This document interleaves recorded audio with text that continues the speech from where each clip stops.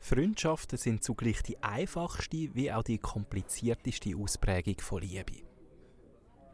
Wenn sie genau ihren Anfang nehmen und nicht mehr nur noch Bekanntschaften sind, weiss keiner so recht.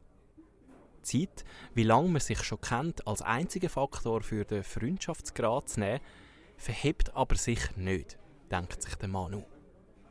Er sitzt am gleichen Tag wie jedes Jahr, zur üblichen Zeit, im gleichen Kaffee wie eh und je. Auch die Bedienung ist seit Ewigkeiten die gleiche und ihm auch nach fast 20 Jahren von dieser Tradition immer noch gleich unsympathisch. Vielleicht denkt sie aber auch einfach, dass der Manu spinnt. Immer am gleichen Tag vom Jahr zur gleichen Zeit einzukehren und wenn möglich auch noch an dem ganz bestimmten Tisch zu sitzen, wo er sich das so vor Augen führt, merkt er selber, wie seltsam das auf Aussenstehende wirken kann. Aber das ist halt sein Ding. Besser gesagt, das Ding von ihm und seinem besten Freund, dem Rolli. Wo bleibt er eigentlich? Sie sehen sich nicht mehr so oft. Darum ist das Ritual umso wichtiger. Sie haben vor, das durchzuziehen, bis einer von beiden unter der Erde ist. Das ist ihr Traum. Vielleicht nicht gerade so ein Traum, wie ihn der Martin Luther King hat, aber hey, Mannenfreundschaften sind schräg.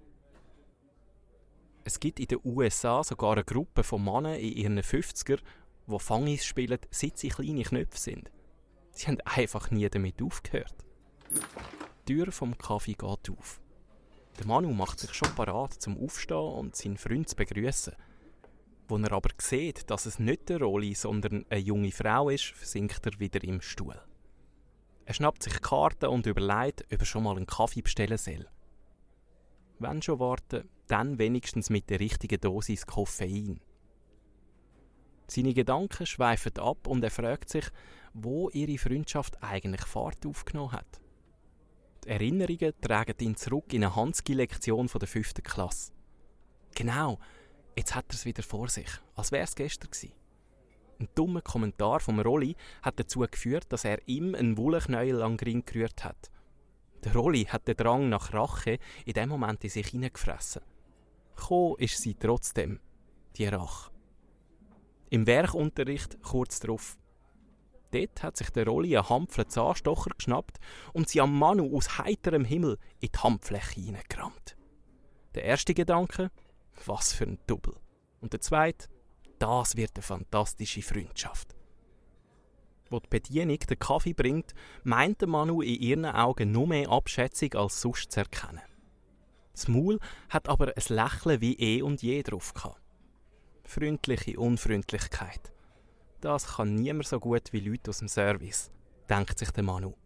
Jedenfalls, die Freundschaft zum Rolli, die war schon immer ein bisschen speziell gewesen. Nach der Schulzeit ist der Rolli bald schon wieder zurück in die Heimat von seinen Eltern gezogen. Mit der geografischen ist gleich auch schon die emotionale Distanz grösser geworden. Der Rolli war nie der, der sich gross gemeldet oder regelmäßig zum Geburtstag gratuliert hat. Aber dafür hat ihn eine ganz entscheidende Qualität von anderen abgehoben. Wenn der Manu zur Nacht um 2 irgendwo festgehockt ist, dann hat er gewusst, dass ein Anruf beim Rolli langt. Und auch wo der Manu während einer schwierigen Zeit in einer Nacht- und Nebelaktion eine Reise nach Übersee gebucht und am Rolli gesagt hat, er könnte echt einen guten Freund als Begleitung brauchen, hat der quasi schon gepackt gehabt. Der Rolli ist kein Schönwetterfreund. Das schöne Wetter scheint ihn sogar zu langweilen. Apropos Rolli, wo bleibt er eigentlich? Ein Vertreter von Pünktlichkeit war er ja noch nie gewesen. Aber eine halbe Stunde spät, ohne irgendetwas dergleichen zu tun, das ist dann auch nicht seine Art. Aber irgendwie verwundert es den Manu auch nicht. Der Rolli ist aktuell in einer Beziehung. Zumindest ist das sein neuester Stand. Und der ist halt auch schon ein Jahr alt. Jedenfalls, wenn der Rolli verliebt ist, dann existiert für ihn nicht mehr viel außerhalb der rosa Bubble. Ausser eben der Termin mit dem Manu im Dezember. An dem gibt es nichts zu rütteln. Gleiche Zeit, gleicher Ort. In dem Moment geht die Tür vom Kaffee erneut auf. Wieder ist es aber nicht der Rolli, sondern eine, die die Mutter von der Frau von vorher zu sein scheint. Der Manu findet es schön, wie vertraut sich die zwei begrüßen. Und auch wenn er ein bisschen genervt ist wegen dem Warten, freut er sich auf eine ähnliche Umarmung mit dem Rolli. Genervt oder viel eher verletzt ist der Manu aber eigentlich nicht wegen dem Warten, sondern weil der Rolli einen Termin verpasst hat, wo ihm das Jahr so wichtig war. So gern hätte er ihn dabei gehabt an diesem Tag.